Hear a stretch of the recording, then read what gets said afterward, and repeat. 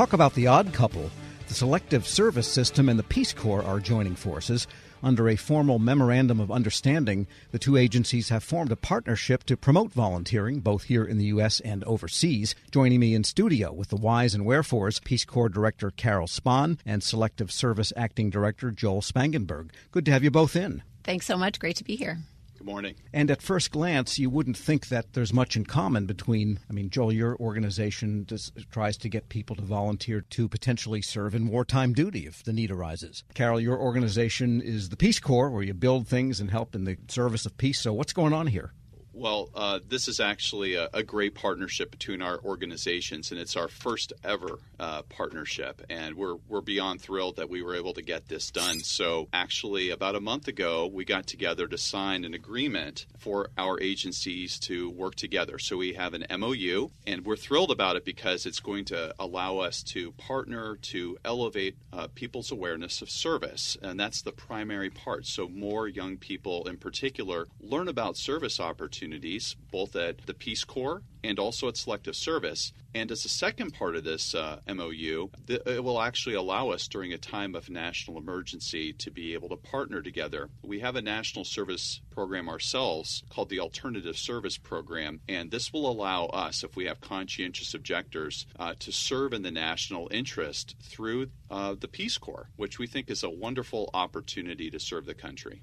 All right. And Carol, what does this bring to the Peace Corps, which, tends to have to turn people away, I think, for opportunities? Look, there is incredible demand around the world for Peace Corps volunteers, particularly following COVID, after a period of long isolation and development setbacks around the world. And so this is a time coming out of that period of isolation and of really being separated from our global community to elevate this opportunity to serve and to do so in partnership with all kinds of different organizations, including the Selective Service, including AmeriCorps, Teach for America, and others, to say there are so many ways to serve and inspire people to look outside themselves, inspire people to take that big leap and do something much bigger than themselves. It's a really, really important moment in time right now. And the law requires all young men to register with the Selective Service system, but they don't do that necessarily in person, right? So how does the word get out about alternative service program, and how can you let people know that they can bridge over to possible Peace Corps work? That's a great question. So there are multiple ways for young men to register. So people are familiar with having to go to the post office and registering that way. But we have modernized. Actually, our registration is tied to, in a number of states, I believe we're at about 46, tied to things like driver's license issuance. Also, young men can register online as well. And it's an important distinction here. Our alternative service program only is something that would happen during a time of conscription. We're not in that time, but it's also important that we maintain fairness and equity at all times. And we look out for the conscientious objector community because if that time ever came, we would want to make sure that they have important work to do in the national interest at all times. So we see this as a step also kind of going beyond that, where we're elevating service awareness for young people at all times. After all, in our agency's name, Selective Service System, service is really our middle name. So why not think a little bit more broadly and help others? And we're excited about this sort of partnership.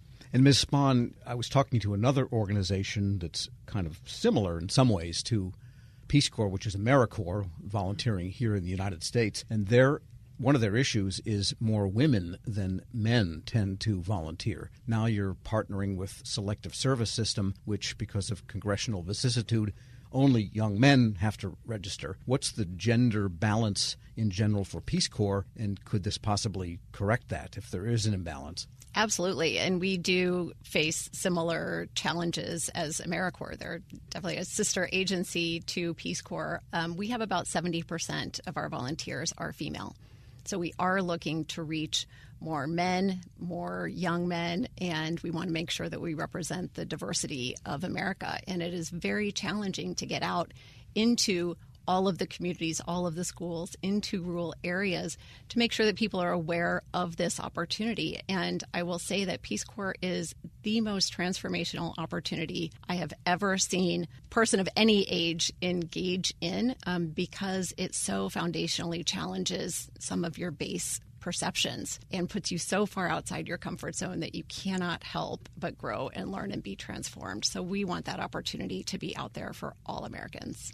We were speaking with Carol Spahn. She's director of the Peace Corps, and with Joel Spangenberg, acting director of the Selective Service System. And under this memorandum of understanding that you have between the two agencies, what actually happens? How does this work operationally? Well, I will say from our part, we're still working through what some of the mechanics might be. The Selective Service clearly has very broad reach. And, there are a lot of different ways that we can work together on recruiting strategies, on awareness, and we're exploring all of those different options right now. So you might even have people from the Peace Corps maybe form a subcommittee or something with people from Selective Service and have almost a detail type of system. Well, we do have working groups coming together through AmeriCorps and Selective Service. We had a National Service Summit in June that was hosted by Peace Corps where we can all come together, share resources, share strategies. There are a lot of things that are evolving right now as we come out of this COVID slump, I will say, and, really looking to inspire this next generation.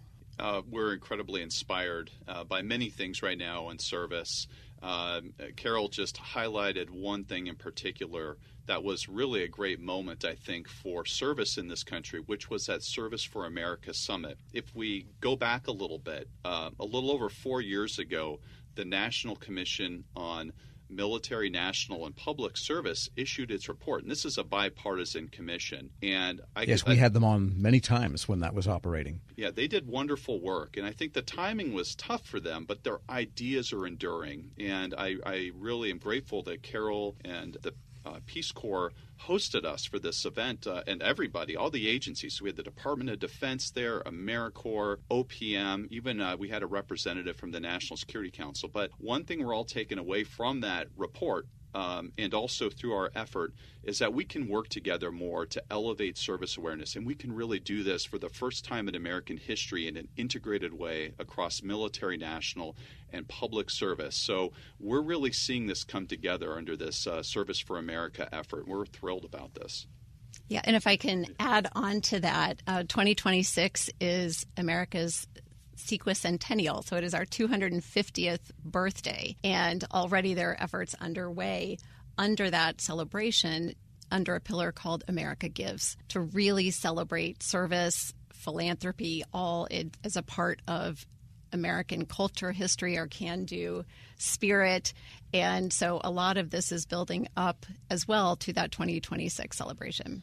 And, in earlier eras, the reach out from these types of federal efforts was television advertising, and it was postcards in Pueblo, Colorado, send a stamp and something will come in the mail and all of this. I think they still have a Pueblo, Colorado booklet center. But today, it's all social media and everything's different. So do you have a way of reaching out on this theme, and how the heck do you decide where and how to do that?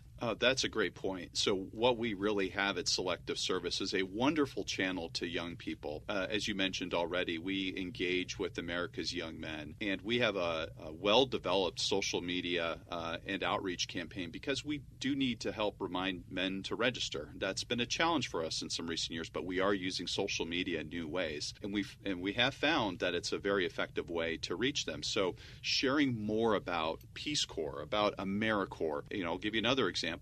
We've been helping the Department of Defense